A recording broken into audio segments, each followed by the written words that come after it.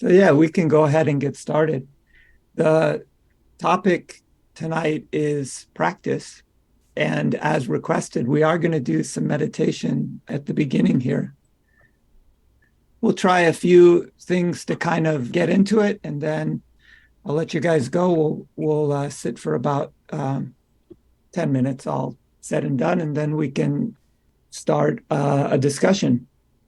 So if you're overly comfortable, I would say get a little less comfortable by, sitting upright. If you're if you're uncomfortable, I would say get a little more comfortable by sitting upright. So, yeah. The meditation is going to focus on the breath, inhale and exhale through your nose. And for a few breaths on each inhale, just tense your muscles up a little bit, all over. See if you can find all the different muscles on the inhale. And then on the exhale, relax everything, but keep your posture. So on the inhale, tense up just a little bit, doesn't have to be anything extreme. And on the exhale, relax. Try to find all the different muscles and try to keep the tension balanced as it comes on and as it goes off.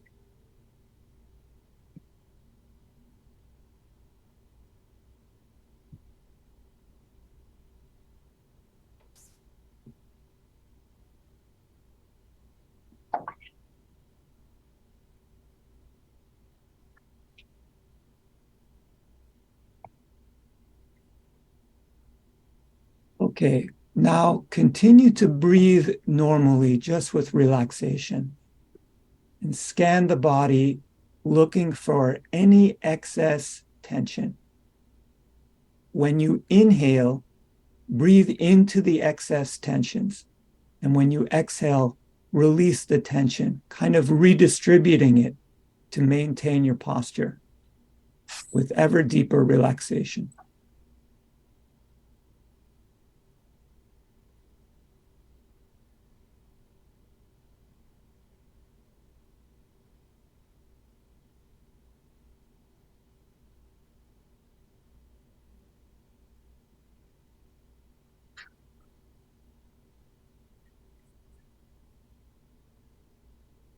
Look for any tension in your mind as well, and release that too. You can inhale into any thoughts, into any negative emotions, and on the exhale, release those thoughts and emotions too.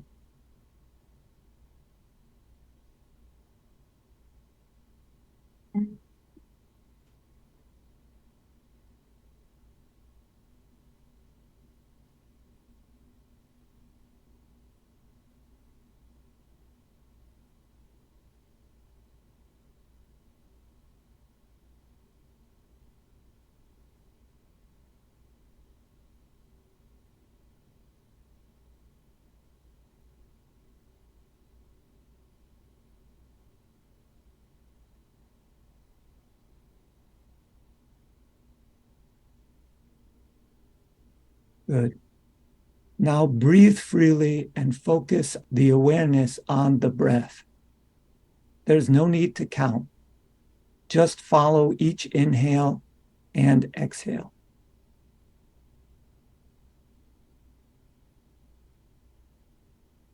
If at any time you notice the mind has wandered,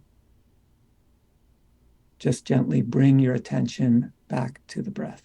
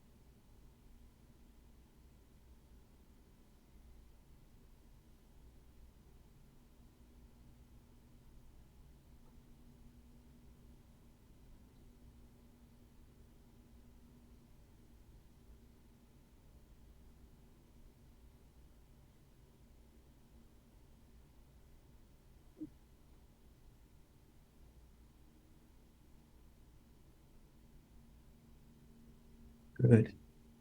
Now, if the mind has wandered, just bring your attention back to the breath again and observe and note all the various movement sensations associated with breathing. The passage of air, the expansion and contraction of the torso, subtle feelings in the limbs, fingers, toes. The whole body is breathing.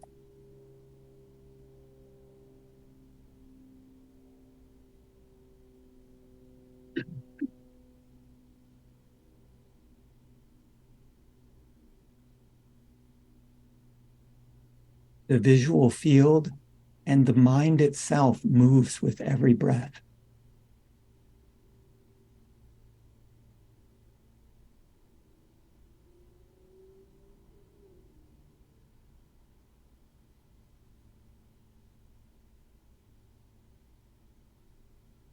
Try to see all these various movements as one happening, just breathing.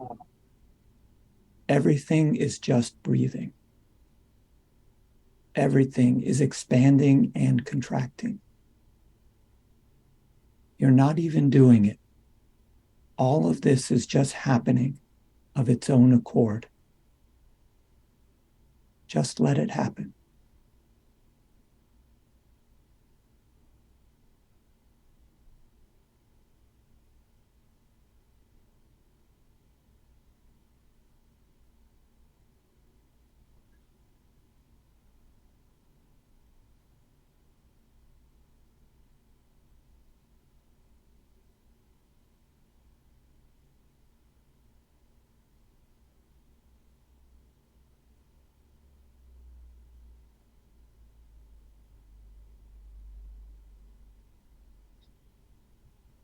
Just let everything happen. And let go now of focusing on the breath and of directing the mind in any way whatsoever. Let the mind do whatever it wants. Just be aware and abide in that awareness without judgment, without grasping, and without resistance.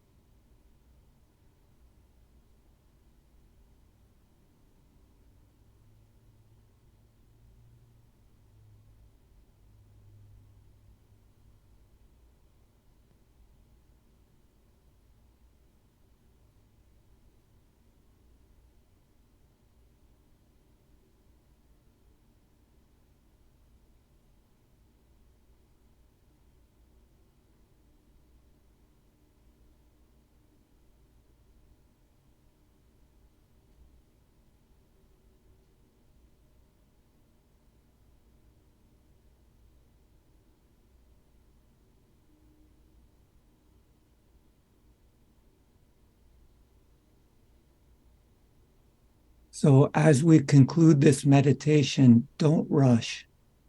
Take note of how you feel. If you feel focused, at ease, or any measure of peace or relaxation, try to carry this feeling forward through the evening and into your everyday life.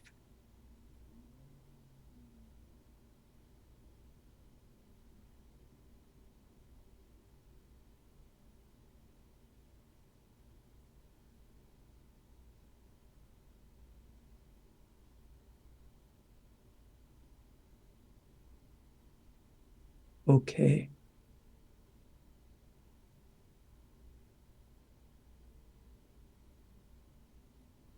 Good.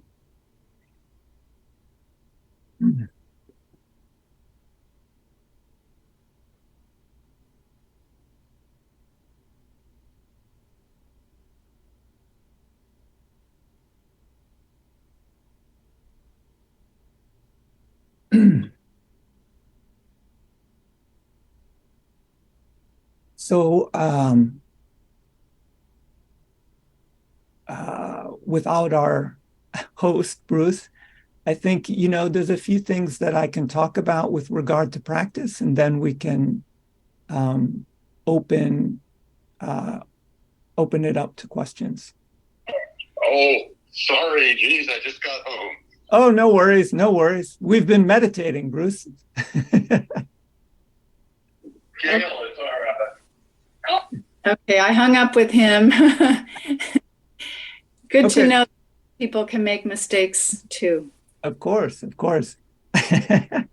As my martial arts teachers used to say, even monkeys fall out of trees once in a while. So, um, all right. So, well, since Bruce is on his way, maybe I'll just ask if anybody has any questions or feedback on the meditation. Um, I do. yeah. It's not a question, it's feedback. Yeah. Oh, that was quite lovely. Whether you intend it or not, whether you transmit, the energy behind your words was a ride all in itself. I mean, your words were your words were on top, but the energy was there. And with that energy, I'm just able to ride into a really calm, peaceful state. Wonderful. Well, I'll add that the listener is also important. So, Thank you. yeah, Thank you. yeah, yeah. Um, any other questions or comments? Yeah. Yeah, this is new to me. It's, in the martial arts teaching that I did, we did similar kinds of practices. So it's not completely unfamiliar. And, I had my own meditation practice and I have my own ideas of what I feel are the core kind of operating principles for meditation. And hopefully we'll talk about that a little bit tonight. Maggie, this is David Strain. I really enjoyed that, and one of the things, breathing as the body breathes. Can you speak a little bit more about that? Because that's the first time I've heard that, and it really is a whole body breath in and out, and it's kind of like the most intimate thing we can do for ourselves. Yeah, it's a deep subject, but yeah, uh, I would say just to look into breathing, look at the whole body breathing. And in fact, as you look into it more, it's yes, the whole body is expanding and contracting, and also the heart is beating and distributing the breath throughout the body as well. So, it's really a whole body practice. And and as I said, it even affects the visual field, your thoughts. It's quite deep. So you can think about kind of 360-degree breathing. Everything is expanding and contracting in 360 degrees, and the whole body is. Yeah. I had an interesting observation in the meditation, but before I say that, I'll throw in also to this topic of the whole body. In some of the martial arts relaxation things we used to do that I did with Matt, I think other people had the same experience. It was astounding to me. We were relaxing and getting really relaxed through a bunch of different exercises, and then we were told to watch our heartbeat, to feel our pulse, which normally is right here. But in this really deep state of relaxation, I noticed that it wasn't just boom, boom, boom, boom. It was like the heartbeat was a flutter. I felt it going all the way through, like, because it doesn't all beat in the same place. And it was like, oh my God, the whole body is also heart beating as well. It was profound when I first experienced that. It's still profound. Yeah. If you want to experiment with this, just go into this exact meditation that we did, and instead of just going to open awareness, the next step would be to try to become aware of your heartbeat somewhere in your body. Don't feel it like this. Just feel it inside yourself, in the chest, in the hands, in the neck. You might feel it anywhere, and see how many different spots you can feel it, and then try to, like we did with the breath, unite all the different sensations so you just feel the whole body beating. Yeah.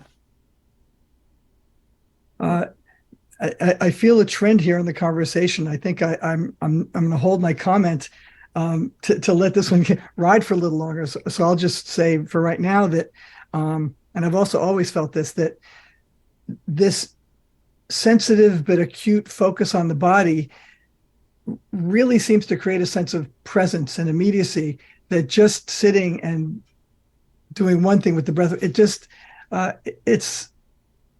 great. Starting with the relaxation exercise is also really great. So I'll leave it at that for now. Thanks. Yeah. The body is always there with you, so it's a good a good place to start. Yeah. Welcome, Bruce. Hello. Welcome to everyone. Thank you for starting without me. And I guess you all recognize that Bruce is a spacey guy. Went in and started cooking dinner. Well, now we know. Now you know. Those of you who do know me know that this is not totally unusual. But, Matthew, you've told me there's no real sense, no time, past or future. So it's all good. It's all good. But I'm sorry I missed the meditation. I'm going to have to go back and listen to it on the tape. Yeah. Well. And thank you, everyone, for the 8 of you who sent me little texts and said, Bruce, where the heck are you? So, including you, John. I'll mention to everyone, my intention is to do some guided meditations just like this, but recorded so that, could be a resource for people if they wanted to use those. It may take some time to get it done, but that's my intention, and it'll happen over the next half a year or so. So stay tuned, as they say.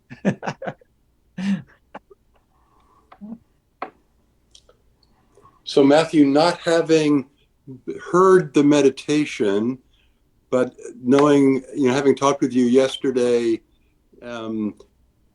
your meditation was going to have 4 parts to it, and then you were going to, in the discussion, talk about those 4 parts. Yeah. So I want to make sure, not knowing what the meditation actually was, that there's an opportunity for you to talk about each of them. Yeah. So,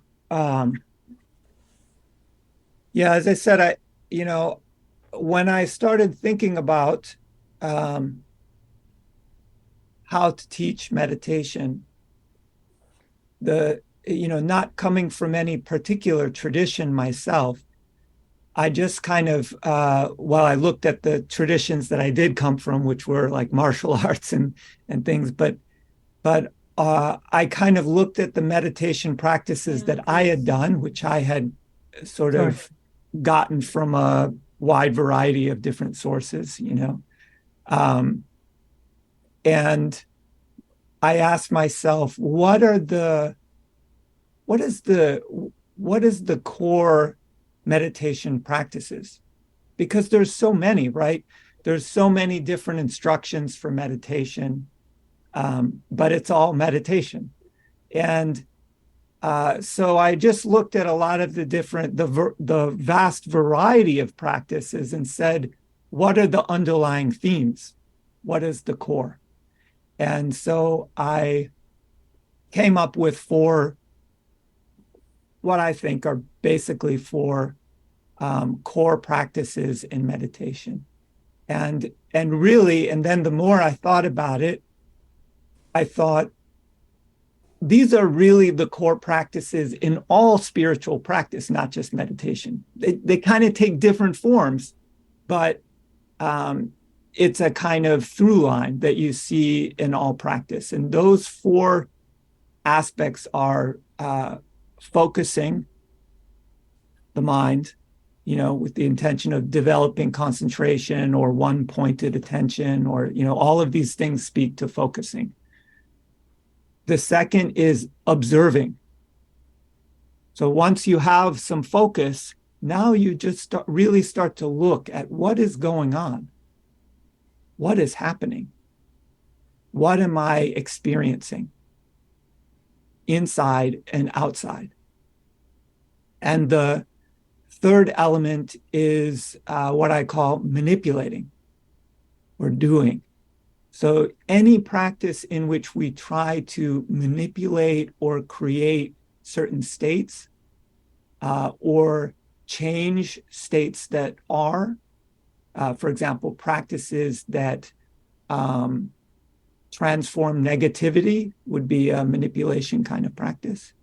Visualization practices would be manipulation type of practices. You're creating a kind of a vision. So all of these have this aspect of manipulation. And the last element is emptying.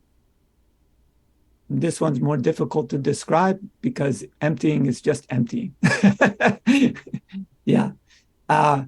But as I say in maybe some of you have read this in my book or whatever, but as I say about emptying, we don't empty by getting rid of, by getting rid of everything. We empty by getting rid of ourselves, basically. So, but again, emptying practices have lots of different forms, you know, basic forms to advanced or whatever you might say. But a basic emptying practice might be just dropping thoughts. So as thoughts arise, dropping them. And really, all of these four elements are interconnected. So even in like a practice that is, the instructions for the meditation are primarily a focusing practice, for example, there is still these other elements. You're still observing. You're still, to some extent, manipulating. And you're still emptying. So they're all interconnected, and practices go in a like a spiral kind of. You know, you get a little bit of focusing, and then you do a little bit of observing and manipulating and emptying, and now you have kind of like deeper focusing, deeper manipulating. You know, so as we practice, we gain deeper and deeper insight into these things, and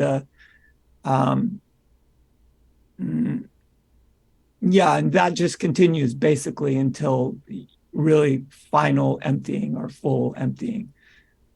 Yeah.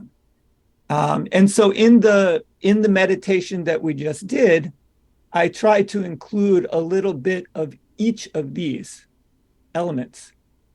So the very beginning with the tension relaxation and body scanning, that's really just preparatory work in preparing yourself for meditation.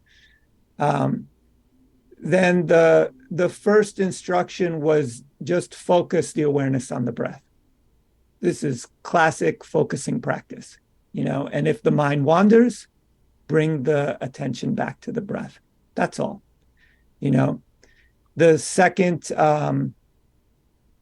instruction was observe and note all the various movements and sensations associated with breathing. See, so now you've got some focus on the breathing. Now you start to look at what's going on. What are the sensations associated with this breathing phenomena? And so you start to observe. This is kind of classic, my understanding anyway, Vipassana meditation. And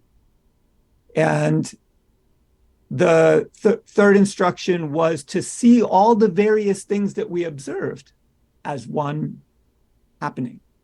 So it's unifying a bunch of disparate elements into one happening. And so that involves kind of trying to see it all as one. And so it's a manipulating practice. And the final instruction was just to let everything happen, not to direct the mind in any way, not to focus on the breath or anything in particular, just to allow the mind to do whatever it's going to do. And this open awareness practice, I see as kind of the backbone of all kind of meditation practice. You can always fall back on just being aware of what is in your meditation. So that's the basic idea. There's infinite variation, but that's the idea. Yeah. So I think I'll make my comment here that I was going to make before, because it seems more fitting now that you've sort of laid out the terrain a bit.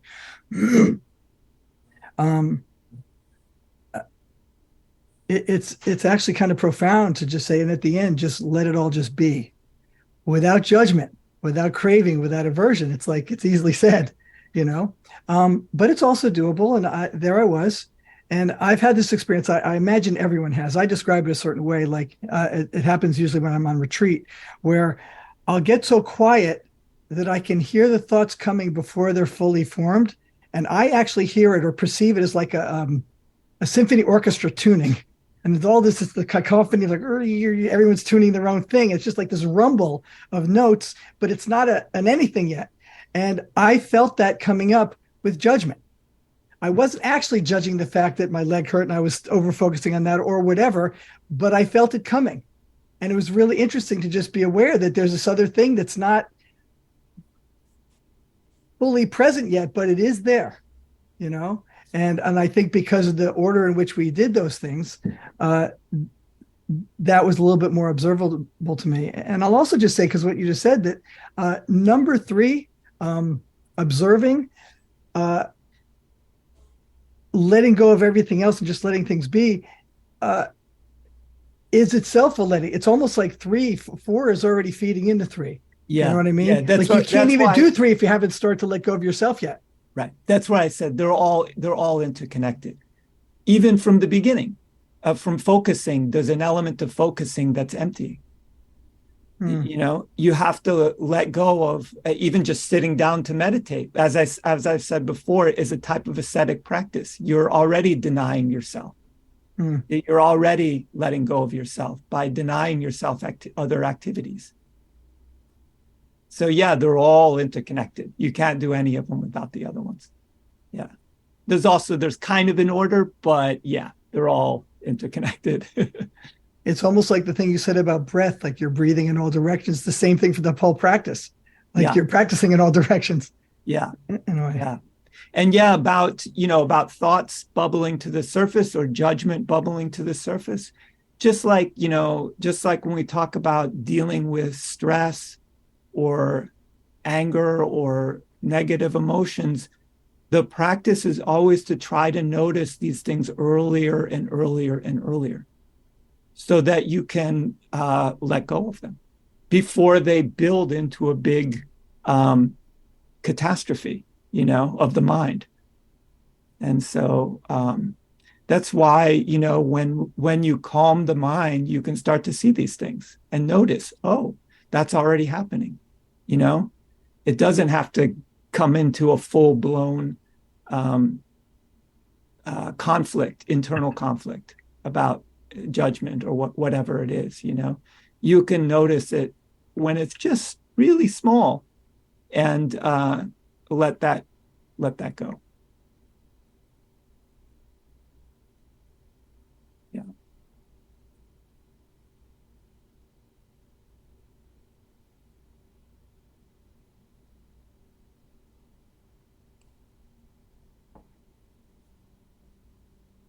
So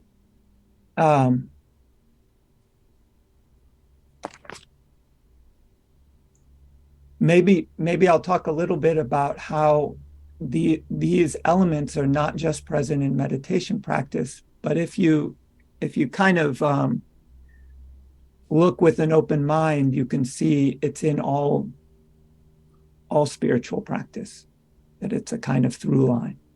So even if let's take, for example, reading spiritual texts, because it's a part of most people's practice on some level. So it requires focusing, quite obviously. Yeah. Then, it requires observing. For example, the text is going to have some kind of effect on you. And even if it's just thoughts and ideas, right? But often, sometimes when we read, it may have some emotional effect as well. It may have some impact that we can't quite understand, but we feel. So all of this are elements of observing what is happening in our practice. And then, there's a manipulating practice too, which is, those things that we read about, those spiritual teachings that were given through literature, we have to put those into practice. That's the manipulating part, is we have to actually put it into practice and do it within our lives, and see what happens. And and there's an emptying element as well, of letting go, whether that's in the larger sense or it's letting go of the particular ideas that we've been given, to see the larger truth.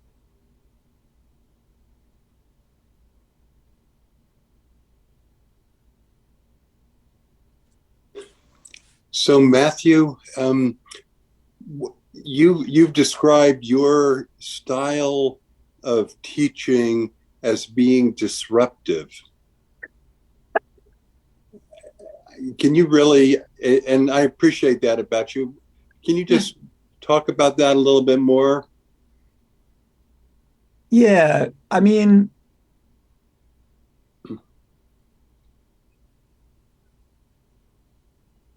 I'd like to think that it's gentle but disruptive. But yeah, look,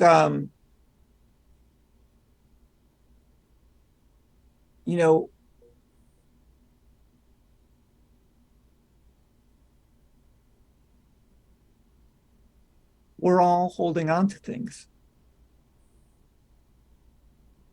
ideas, thoughts, judgments, views about the world, what it is, what's happening in it, what isn't happening in it, views about the universe and cosmologies, views about ourselves,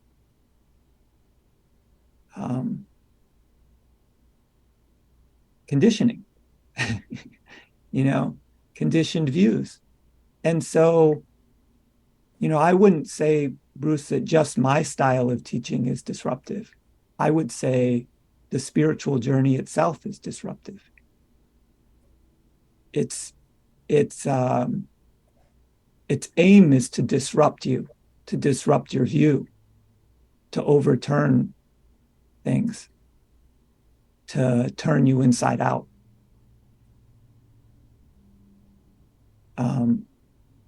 So practice is meant to be disruptive.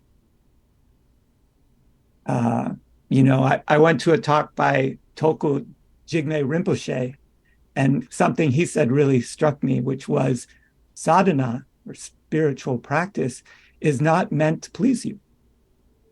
It's meant to destroy you, which is a very strong way of putting it.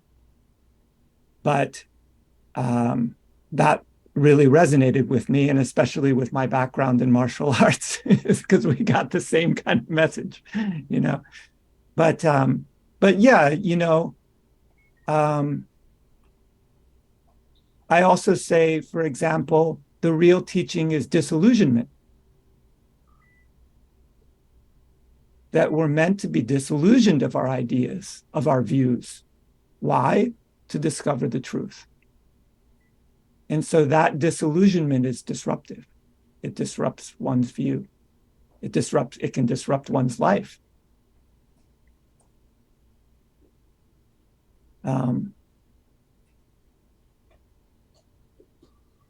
But I always like to say too, there's nothing to be afraid of. Whatever the truth is, it's already the truth. See? So in that sense, nothing can change. Not that's fundamental, not that's true.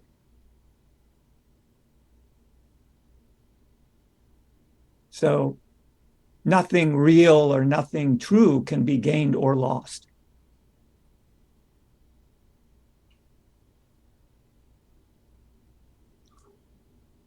So what I appreciate about your style of working with me or teaching me or disillusioning me is that, and this is for everyone else on this Zoom, to encourage you to ask questions or state things, that you listen to what I say in the moment, and then you find that place to poke a little bit, to help me question what it is that I'm thinking or doubting or believing, to make me look at it a little bit differently. And even though I don't always understand what you're poking at or what you're pointing at, I appreciate the poke, because I sit there, and question, or, and you've got another word for it, sort of like scrutiny, or, but I question what I'm believing in the moment, which opens me up to different possibilities. So my thing there is, I appreciate that style of yours, because it is very gentle.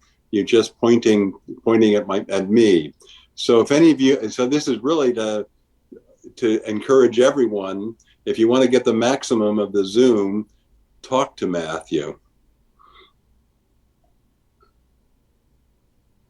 I can yammer on too, it's okay. But yeah, if you have questions, bring them to the fore.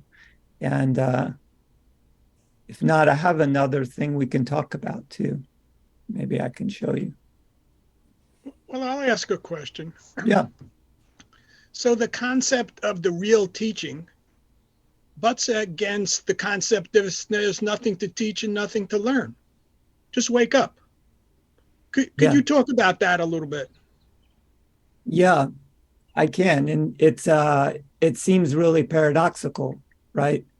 And because, I think the deepest teaching is, there's nothing wrong. There's no problem. So there's nothing to be done. Everything is fine, just as it is. But that's difficult teaching to follow. And so to get to that realization that there's nothing to do and everything is perfectly fine as it is, and that there is no problem. Sometimes we have to go through some practice.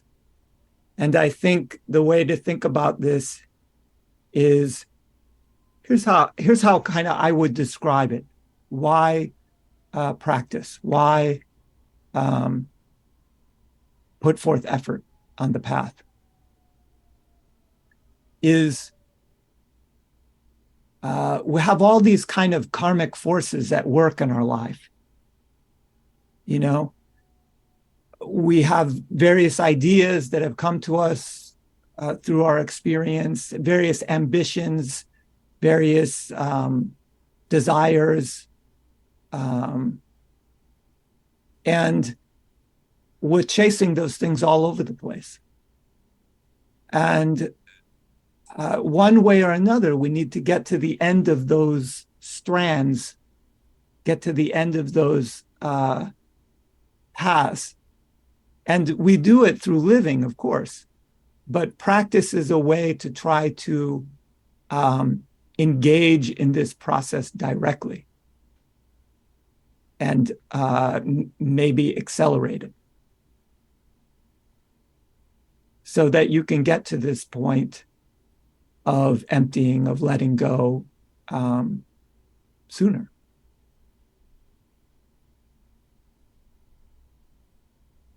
So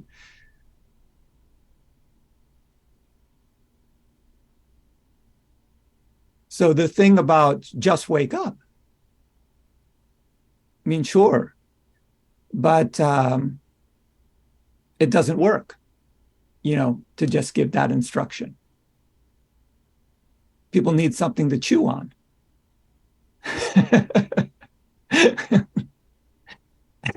And that's why we have practice. And yeah.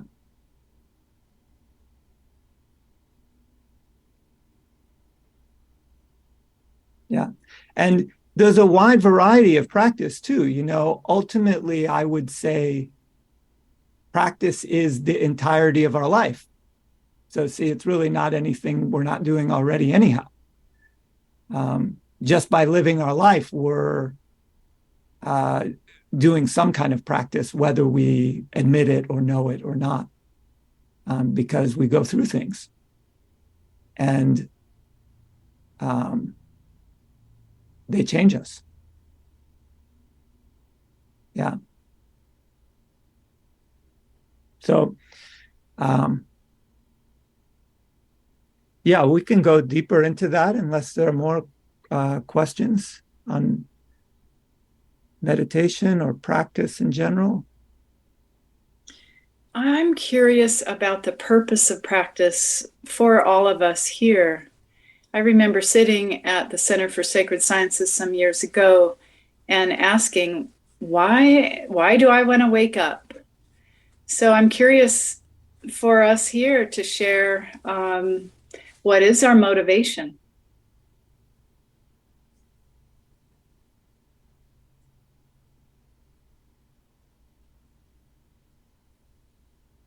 What's your motivation, Kristen? Bodhicitta, Bruce. Compassion, compassion. And that helped me a lot because previously it was more ambition. Oh yeah, I want to be enlightened because, I try to have all A's, I try to get that degree, and so of course in the spiritual world, shoot for the top, but it's made a huge, huge difference working with my mind and learning from teachers to understand the importance of motivation and dedicating this effort to the benefit of all beings. So it's been a life changer for me, but I'm interested about you all. I can speak to my own motivation through, in my past life, on my journey, as I look back now, I can see quite clearly that my motivation was to discover the truth, true love, and true happiness. Liberation and exaltation. That's what I was. That's what fueled my spiritual journey over many, many years. But you know, it's like a golden thread that runs throughout your life. The rough wool, shawl of your life. Yeah, and somewhere in there is that golden thread that is that motivation, that what you might describe as a pure desire, a good desire, the right kind of desire, to discover the truth, to be truly happy, to know love. Yeah. I'm going to pick a few people and just ask what your motivation is. And David Pula, I'm starting with you. Did you say me, Bruce? Yes, I did, David. Well, it's such a big question. The first thing that came up for me is exactly what Matthew said. I want to gain deeper understanding as to what's going on here with this world that's constantly changing and everything's moving. Like, is there something that is stable? And I find that through my practice, that when I quiet down, there is bliss, there's joy. And as I deepen my practice, I love everybody more, I love my wife more. It goes deeper and deeper. And so, I guess I can say a lot more, but that's pretty much it. I caught a glimpse a long time ago, and I'm trying to feed that glimpse. I caught a glimpse of the truth. Kind of got downloaded on me about 30 years ago. And I'm just trying to stabilize in that truth because it feels right. It's just a sense that's what's enlivening this whole trip, and it's joy, it's bliss, it's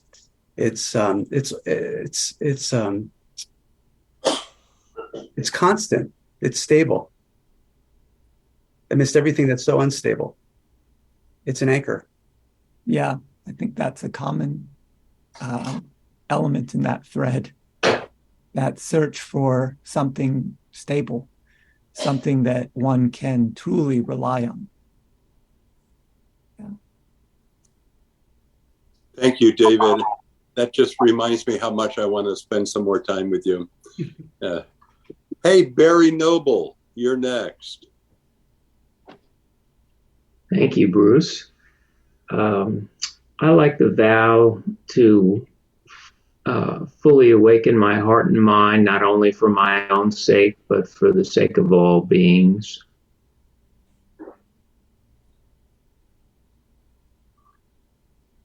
That's a good Buddhist motivation. How about you, Teddy Gardner?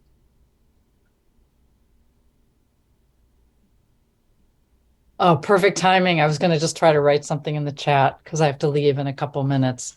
So the question for me, it's really to understand why I'm here. And it's definitely my interest is understanding more of the truth. And similar to what was just shared, I feel like I've had my own moment of a download that I too am seeking to stay connected to be both around essence and how to better just be my best self and love others well.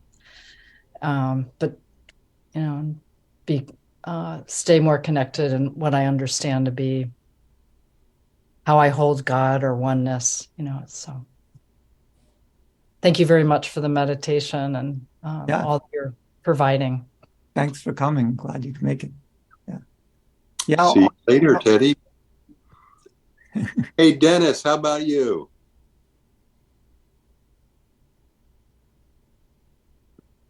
Can you hear me? We do. Yeah, so I think similar to everyone who's commented so far, you want to find the love and the light and feel at peace with the the pain and sadness and misery that you see and feel in the world. So I guess it's ultimately truth that we seek, you know.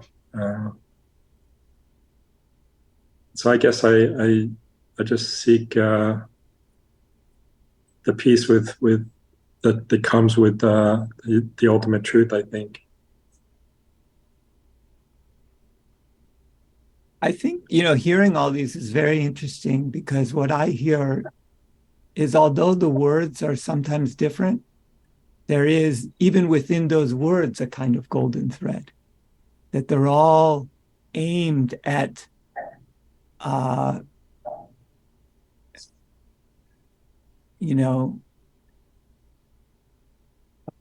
direction. Yes. Without saying specifically what it is. They're all interconnected,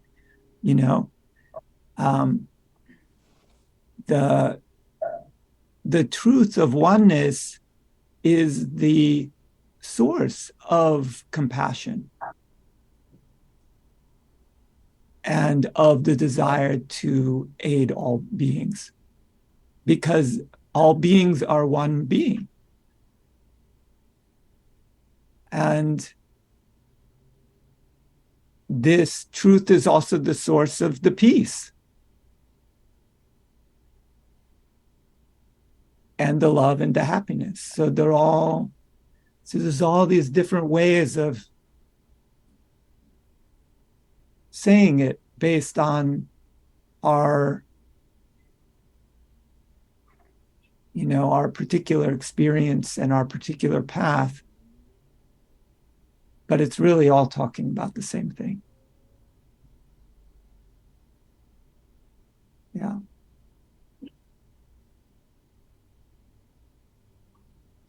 Thank you.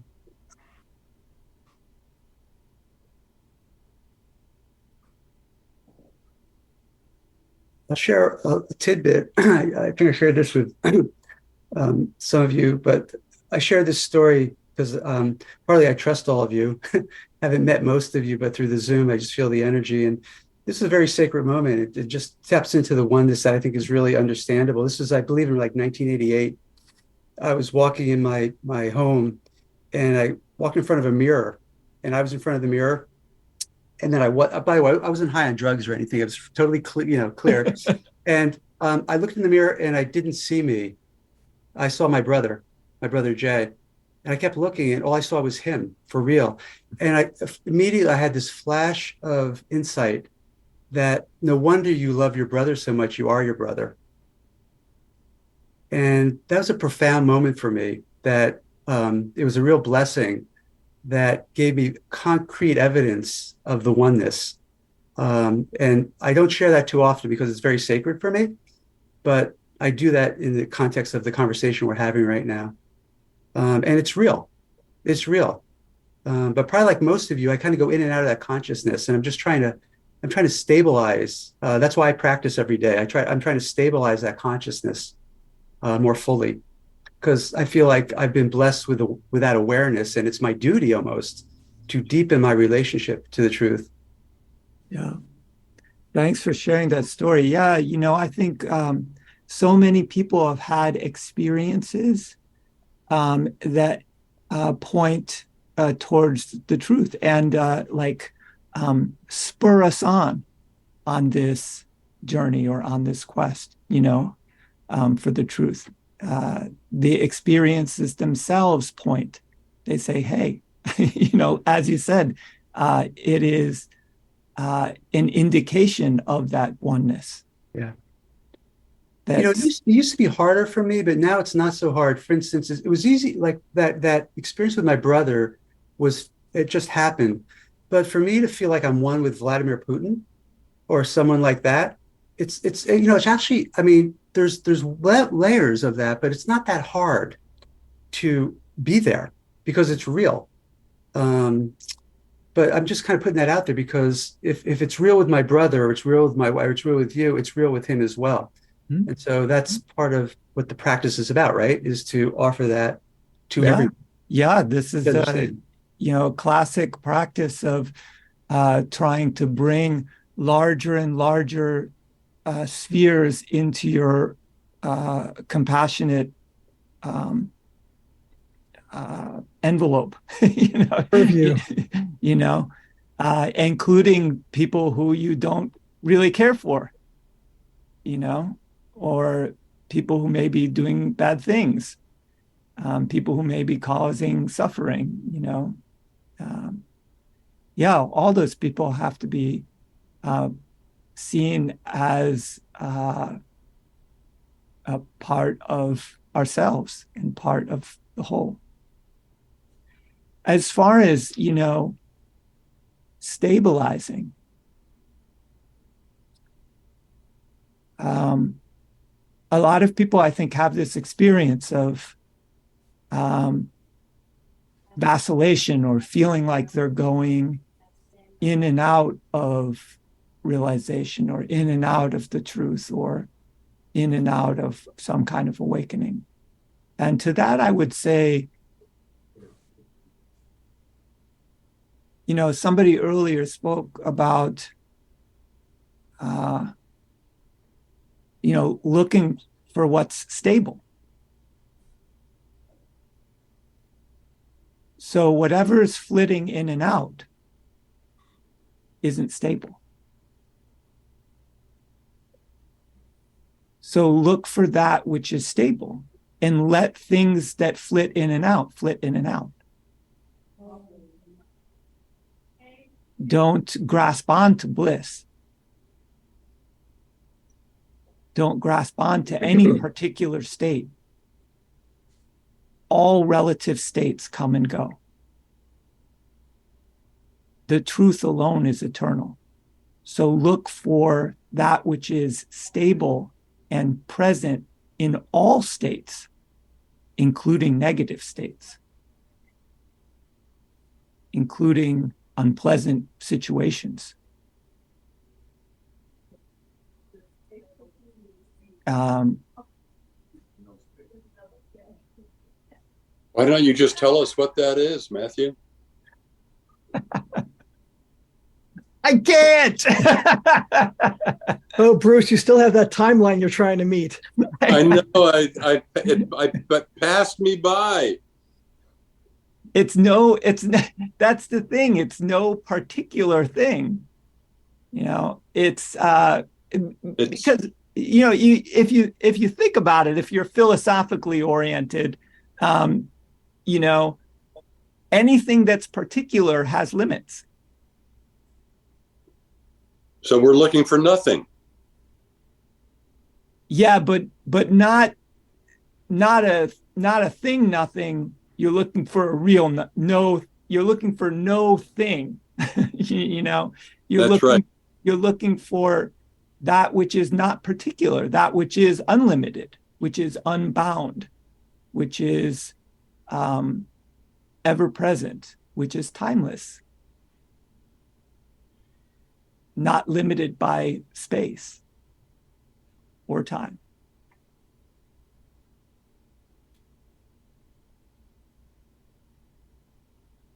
It's certainly not a particular state of mind or state of the body. Alan. Bruce, thank you. My life is practice. So every moment is practice. And what really motivates me living in a duality is pain, judgment. So emotional pain, mental pain, physical pain. I want to live in a still place, a still internal place, that one point. And from that peace, that calmness, at that point, I can experience unity and see the unity of this duality and indeed be of service. Indeed, everything follows from that: compassion, service, healing. But that internal peace, that is what I want to feel, that stillness, which I don't. Thus, every moment, even in this moment, I'm motivated to find it. It's kind of like the cessation of pain, which other people have called truth. I mean, of course, I want to live in truth and bliss and peace and contribute in all the ways. Yeah, this is the the classic search for the end of suffering, which is the basis of Buddhism, right? Yeah. So, Alan, my question for you is: have you touched that, and why do you believe it's out there if you haven't? Oh, I've touched it. Okay. Oh, yeah, sure. I've touched it in moments. Why do I believe it's out there? Well, two reasons. Even if I hadn't touched it, I would have to then, I would either be hopeless and thus be free because I was hopeless. Yeah. Or I would be hopeless and thus cave into it, So meaning cave into it is like, okay, not nihilism. I think, Matthew talks about it in his book. And actually, when I read that passage on nihilism, it's like, oh, that's where I am right now. But, it goes back and forth to that place. I mean, I can see that place. I can actually feel that place. So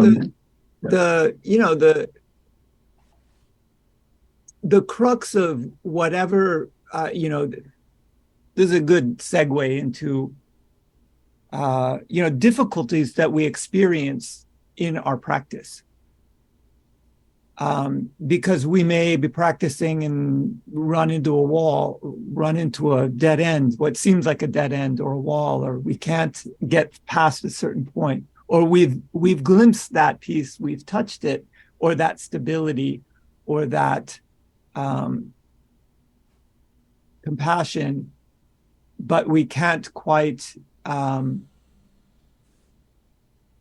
be enveloped by it. And so I would say, the kind of like I did with meditation, like, what are the primary difficulties?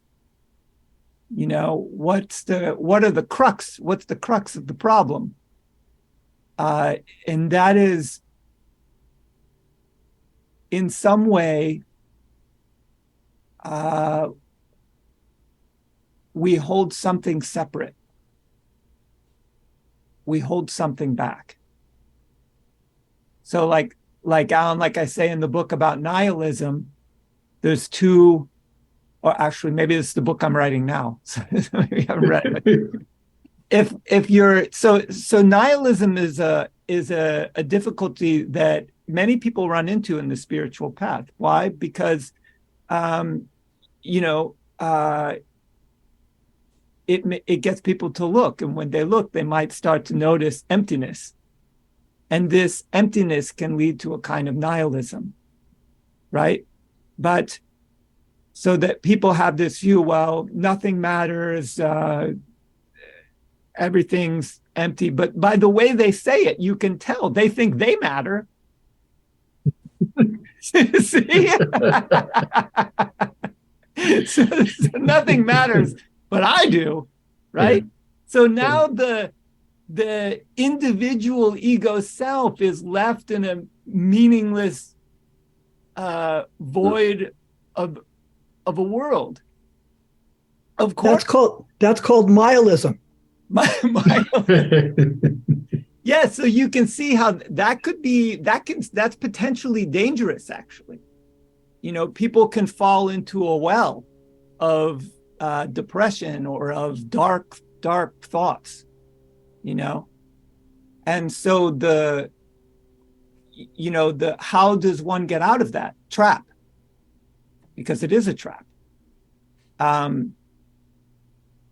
There's maybe two ways, right? So the first way I would say is to do practice serving others, because it's an antidote to these thoughts. Nothing matters, because when you serve others, you see, well, it matters to them that they get this help.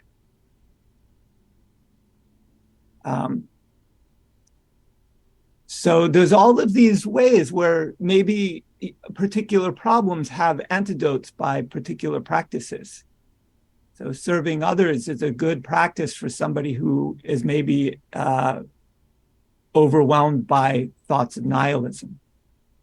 Now, the other solution to nihilism is to throw yourself in the well.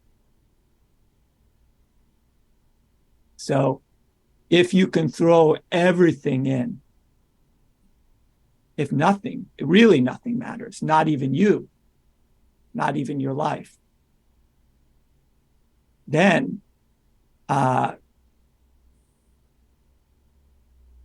something quite wonderful could happen. Because when nothing matters, really nothing, not even holding yourself back, then everything matters. And a kind of, because everything becomes equal again. Everything is equalized. There's no schism of reality, right? This stuff matters, this doesn't. Everything is one being. This question of mattering and not mattering becomes trivial.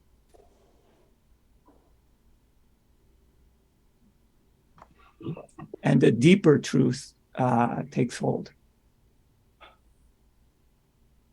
And now some people might think, well, that sounds easier than serving people.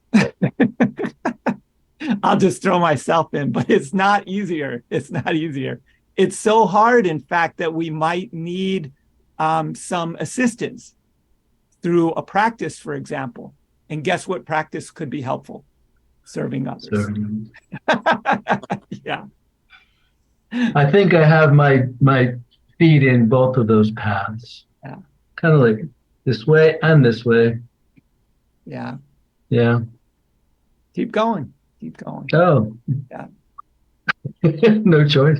No choice. Right. Right. Exactly. There's no escape. Yeah. No.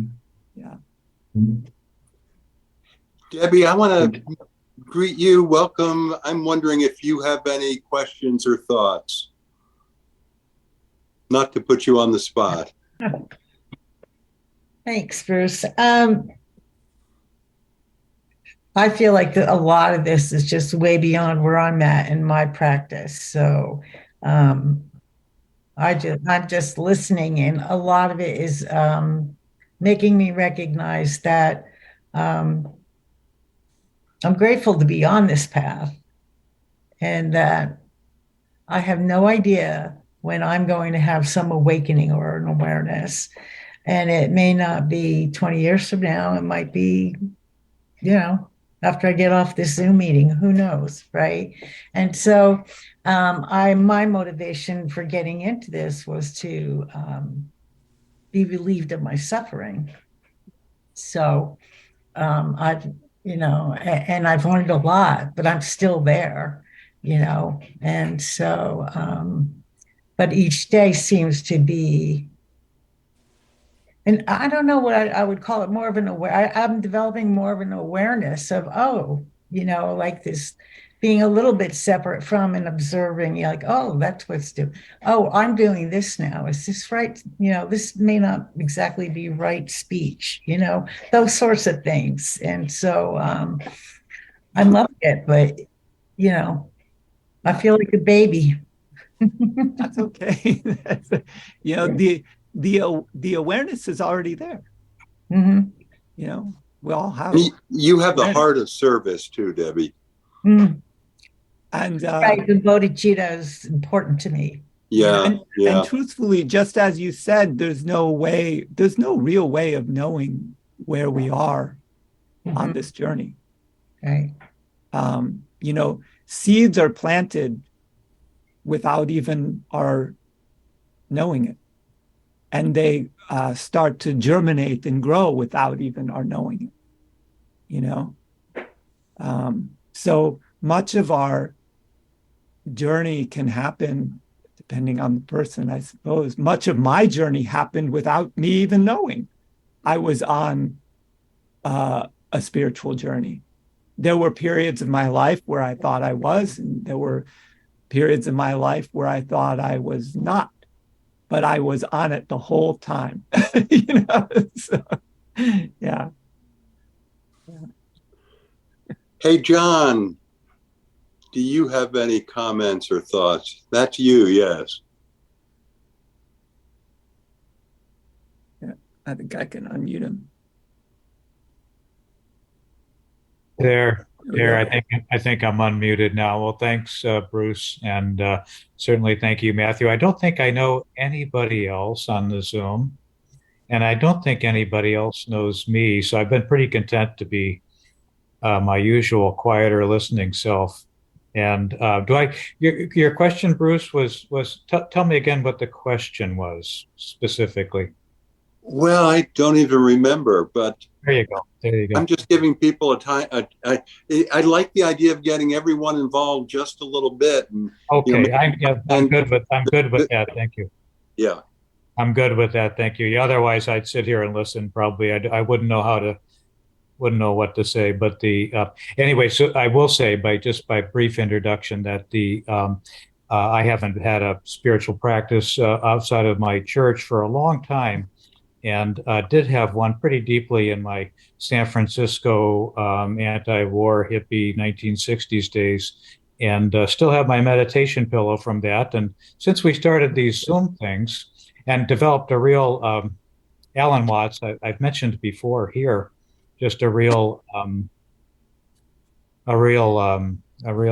positive impact on my life. And so I'm just I still have my meditation pillow. And so here's the image, is that I'm pulling up this meditation pillow that I've had for decades and using it for the first time since these Zoom meetings have started, and really loving it. And it's important to me that I love it. As I've listened to others speak, I would add that to my thoughts about practice. It's really important for me that I love it. It started as I won't have my coffee until I've done my 10 minutes. And then it went to pretty quickly. It went to no, I'm really loving this, and it's more important than the coffee. And it's going forward from there. Wow. I like my coffee, so that's a champion meditator in my book. And one other thought I had, random thought I had listening to others that others I think might find fun. Because I think we've all had these dreams where, we're trying to get someplace and it won't happen. We can't get there. These ridiculous things that make no sense stop us, and one thing doesn't work, the other thing doesn't work. You can't grasp it, whatever it is you're trying to grasp. You can't open the door, whatever door it is you're trying to open. You just can't, and you just finally have to wake up. And Matthew, I'm thinking maybe that will be my spiritual path, because I feel like I can't reach that spot, and maybe I just need to wake up. That's maybe I will. That's what it's like as we get to the end of all of those various threads.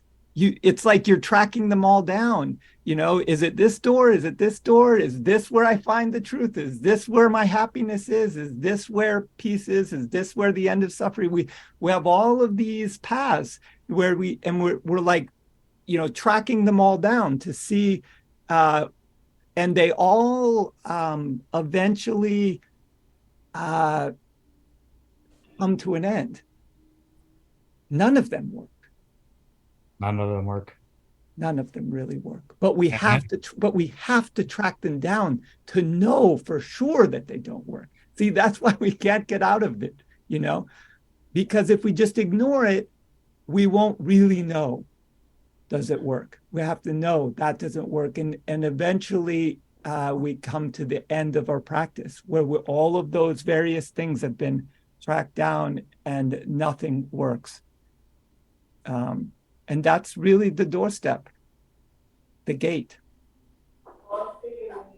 You know, Steve, you've been really patient with your question. That's me, right? Yes, that's you. Oh, okay. Hi, I've been attending these calls for a long time. I love them, and I just love everything that people can share and everything people ask. And I've had this question for a while. It's more for Matthew, but it's also kind of for everyone. Why does an awakened person engage in a relationship? So before we're awakened, we have a lot of things like longing to be loved, a sense of incompleteness, different relationship traps. But once we've had this awakening and everything is one, like what is the reason for engaging in a relationship? And I ask the question because it seems like some teachers just live in caves or away from personal relationships, whereas others, many of them, just seem to stay in the relationships they were in before, or even get into new ones. So, what is the reason? Like, what's the reason that happens after these other reasons go away? I would say, and I am in a relationship, the same relationship I've been in since before I woke up. The reason for all things is the same. It happens for the same reason all other things happen. And so, it just comes about. And that's what's happening. I have no objections. It's quite wonderful, like everything else. So, and the teacher who lives in a cave, that's wonderful too. They were in a situation in which things led to them living in a cave. That's great also. So it really is just, the answer is just, it happens the way all things happen. It's just situational. You could say in the relative level, it's just situational. And you could say on the ultimate level, it happens according to the way all things happen and by the power by which all things happen and that which makes all things happen. Mm. Yeah. Does that answer work for you? I'm gonna just soak it up and yeah, it becomes an answer over time. Yes. Yeah. Are you a better awakened partner than you were before you awakened? Well, I think if you ask my best friend, she knows I went through this phase where I was just it seemed like I was averse to being in a relationship, but I wasn't really averse to it. It just didn't seem necessary.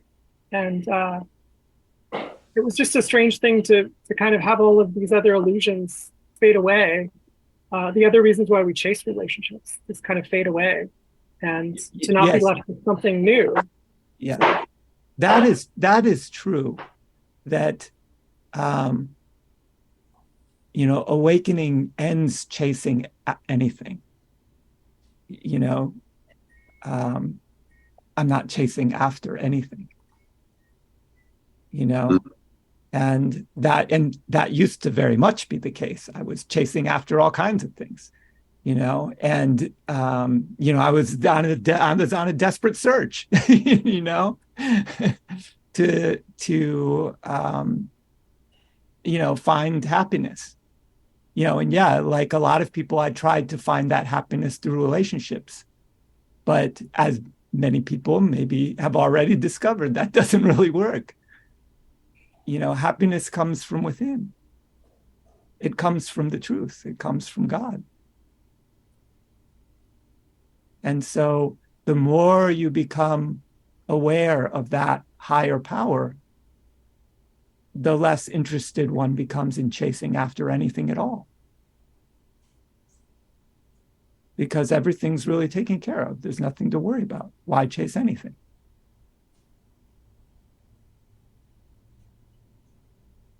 Yeah. Thank you. Thanks for the question. Good question. You're welcome. Walker and Alan, you're the last two, I think.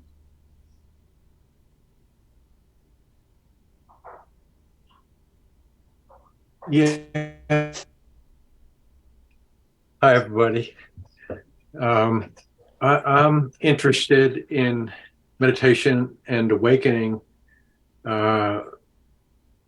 because I'm really interested in trying to enter the present moment without all the barriers that I'm aware I'm creating, whether it's a fear, an anxiety, some sort of impatience, some sort of interpretation.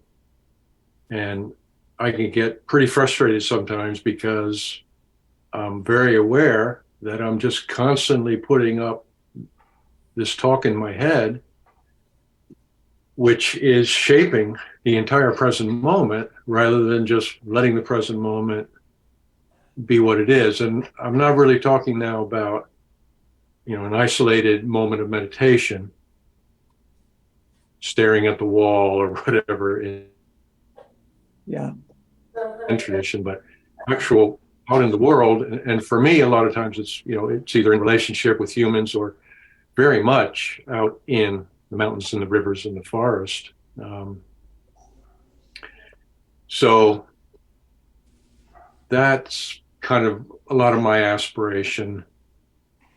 And part of that is the belief or the imagination that I'm missing a lot because I'm putting all these barriers up that are not real, as you would say, Matthew. They're not the truth. They're not real. And yet they are creating my reality. Yeah. But okay, so this is a very interesting situation because I think this is a really common experience in practice, right? We struggle with these kind of internal conflicts, right? The anxiety or fear or self-judgment or other judgment or whatever. All of these thoughts pop up, negative kind of things. And we think, this is, it's like you said, creating this negative experience, this negative world, and keeping you from accepting the moment as it is. But to really accept the moment as it is, we have to accept all the negative thoughts and the judgments. And so my suggestion is kind of like, try to fold that into everything. See that the anxiety, the fear, and the things that we see as conflicts are actually a part of everything that's going on. And at first, to say so seems like, I'm just accepting all of these bad things. But by really accepting them, by really looking at them and just accepting that this is arising too, just like everything else, just like the trees, just like the sky, judgment arises, anxiety arises, fear arises, just like a beautiful mountain stream. Fear can be very helpful. So all of these things are arising. Don't deny anything that's arising. Just try to be with everything that's arising without creating a conflict over it. And, when you do this, the judgment and the fear and the anxiety become less problematic or non-problematic because you see it's just a passing thing. It's just a thought arising. It's just like a sensation in the body, anxiety. So just see it as, it's just a sensation. Just like, the tree is just an image. And that's helpful. Thank you, Matthew. Yeah. Alan, you're unmuted. Okay. Well, I didn't know I was muted all the time because I had a few thoughts earlier, but thank you, everyone. earlier on when we were talking about the meditation, for me, there feels like there's some kind of a collective consciousness when we meditate as a group. And I experience that in chanting or meditation with other folks at the same time. And it feels like some of you experienced or you shared earlier. So thank you for that. I really appreciate that. As for my journey, wow, like everyone, a lot of experiences in life. I'm somewhat, I think, older than most of you, and I started meditating, boy, Maharishi Mahesh Yogi a lot of years ago, and meditated a couple of times a day, and it was very helpful then in that time of my life. And since then, we've been doing some other kinds of meditations. What comes to my mind, I'm sorry about the phone ringing. Oh, that's okay. I can't do anything about that right now, but that's it. Life just happens all the time.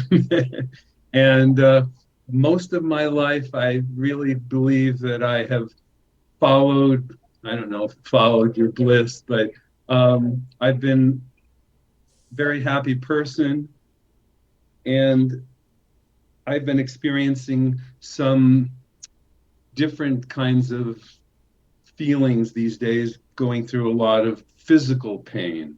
So I'm getting in touch with another part of myself. Of course, like I think all of you, I feel so good when I'm serving others and giving of myself and sharing.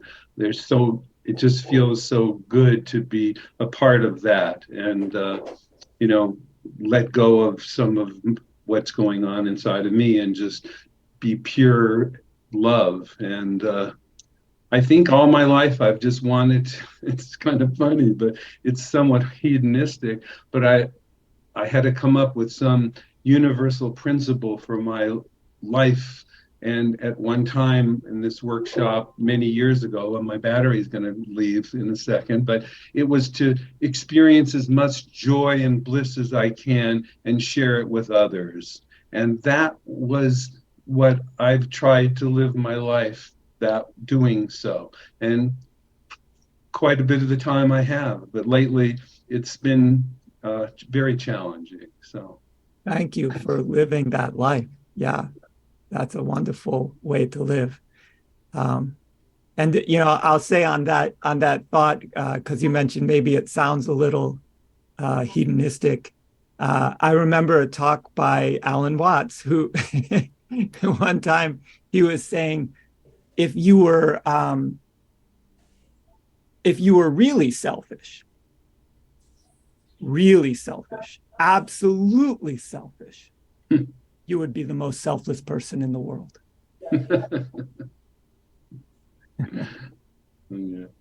Yeah. Thank you.